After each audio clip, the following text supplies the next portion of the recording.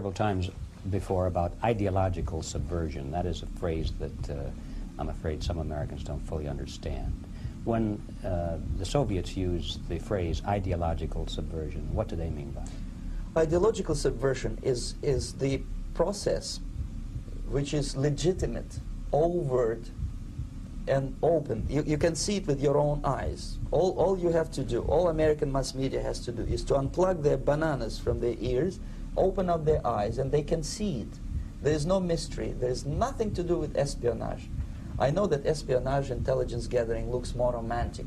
It sells more deodorants through the advertising, probably. That's why your Hollywood producers are so crazy about James Bond type of thrillers.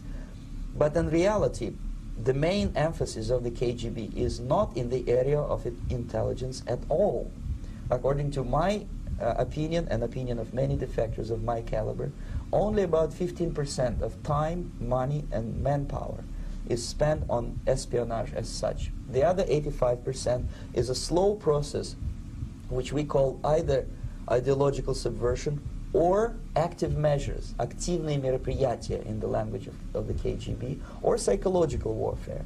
What it basically means is to change the perception of reality of every American to such an extent that despite of the abundance of information, no one is able to come to sensible conclusions in the interests of defending themselves, their families, their community, and their country. It's a great brainwashing process which goes very slow, and it's divided in 4 basic stages. The first one being demoralization. It takes from 15 to 20 years to demoralize a nation. Why that many years? Because this is the minimum number of years which requires to educate one generation of students in the country of your enemy, exposed to the ideology of the enemy. In other words, Marxism-Leninism ideology is being pumped into the soft heads of at least 3 generations of American students without being challenged or counterbalanced by the basic values of Americanism, American patriotism. The result you can see. Most of the people who graduated in the 60s, dropouts or half-baked intellectuals, are now occupying the positions of power in the government, civil service, business, mass media, educational system. You are stuck with them. You cannot get rid of them. They are contaminated. They are programmed to think and react to certain stimuli in a certain pattern. You cannot change their mind, even if you expose them to authentic information, even if you prove that white is white and black is black, you still cannot change the basic perception and the logic of behavior. In other words, these people, the process of demoralization is complete and irreversible. To get rid society of these people, you need another 20 or 15 years to educate a new generation of patriotically minded and common sense people who would be acting in favor and in the interests of the United States society. And yet these people who've been programmed and, as you say, in place, and yes, who are favorable to an opening with the Soviet concept, these are the very people who would be marked for extermination in this country? Most of them, yes.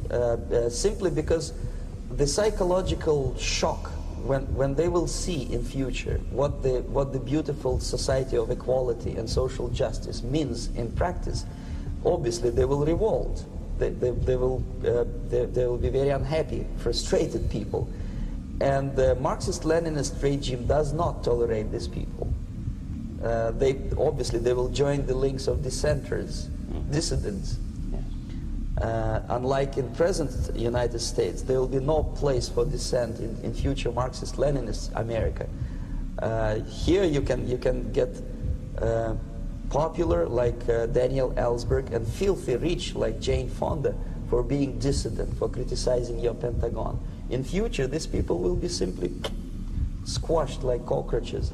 Nobody is going to pay them nothing for their beautiful, noble ideas of equality. This they don't understand, and it will be the greatest shock for them, of course. The demoralization process in the United States is basically completed already. For the last 25 years, Actually, it's overfulfilled, because demoralization now reaches such areas where previously not even Comrade Andropov and all his experts would even dream of such a tremendous success. Most of it is done by Americans to Americans, thanks to lack of moral standards. As I mentioned before, exposure to true information does not matter anymore.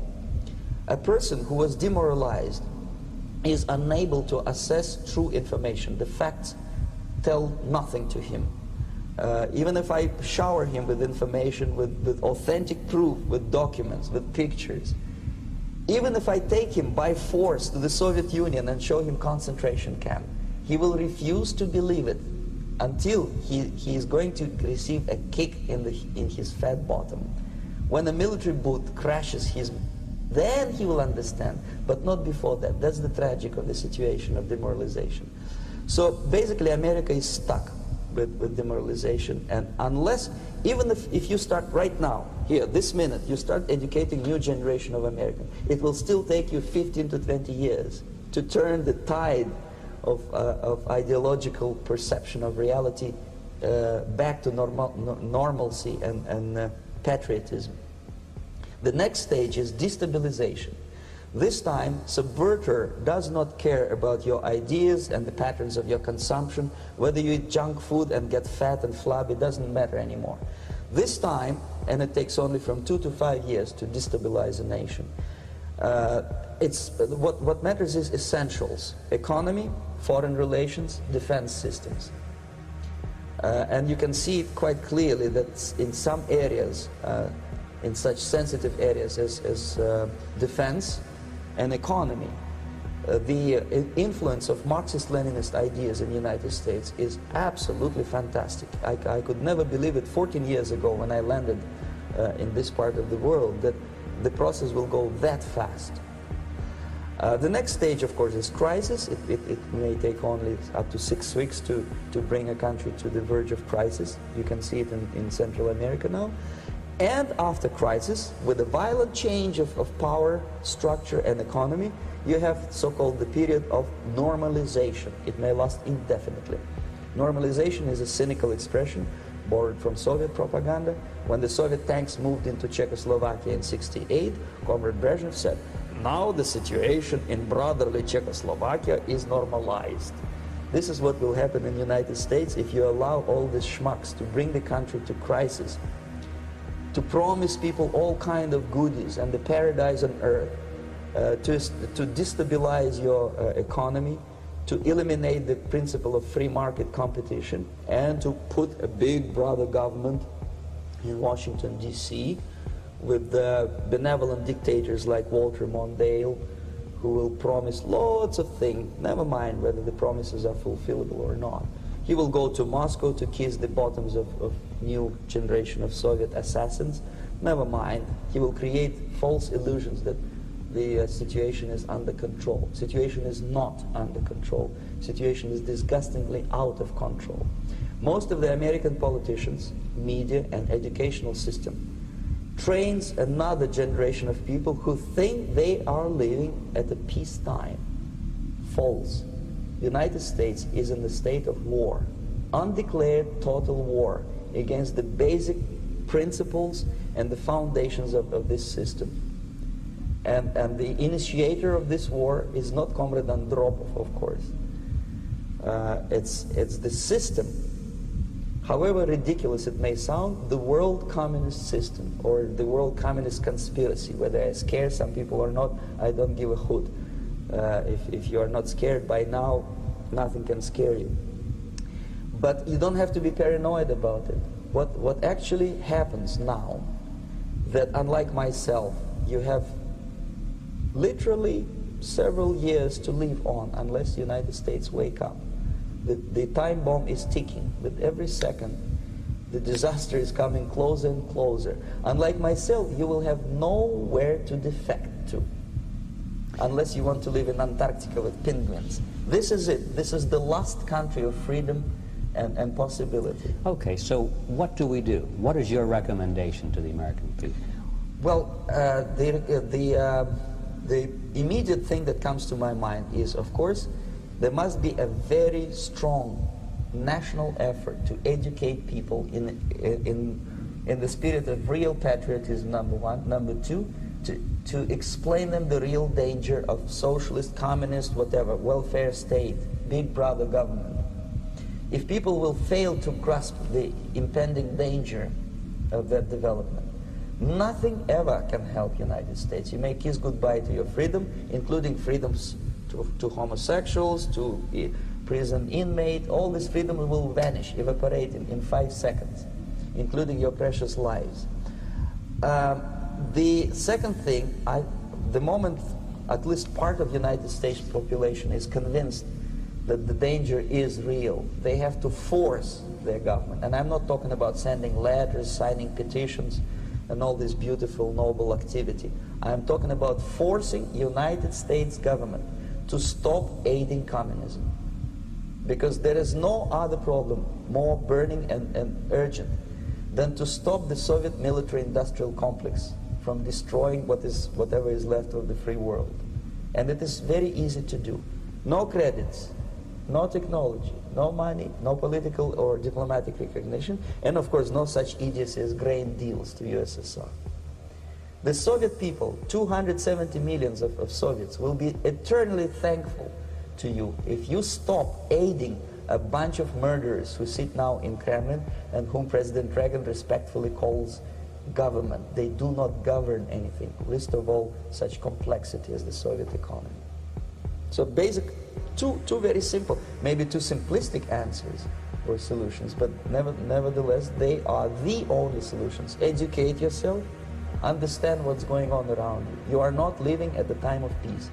You are in a state of war, and you have precious little time to save yourself. You don't have much time, especially if you are talking about young generation. There's not much time left for convulsions to the beautiful disco music. Very soon it will go, just overnight. If we are talking about capitalists or wealthy businessmen, I think they are selling the rope on which they will hang very soon. If they don't stop, if they cannot curb their unsettled desire for profit, and if they keep on trading with the monster of the Soviet communism, they are going to hang very soon. And they will pray to be killed, but unfortunately they will be sent to Alaska probably to manage industry of slaves. It's simplistic. I know it sounds unpleasant. I know Americans don't like to listen to things which are unpleasant. But I have defected not to tell you the stories about such idiocies as microfilm, James Bond type espionage. This is garbage. You don't need any espionage anymore. I have come to talk about survival. It's a question of survival of this system. You may ask me, what is it in for me? Survival, obviously, because unlike, as I said, I am now in your boat. If we sing together, we'll sing beautifully together. There is no other place on this planet to defect to.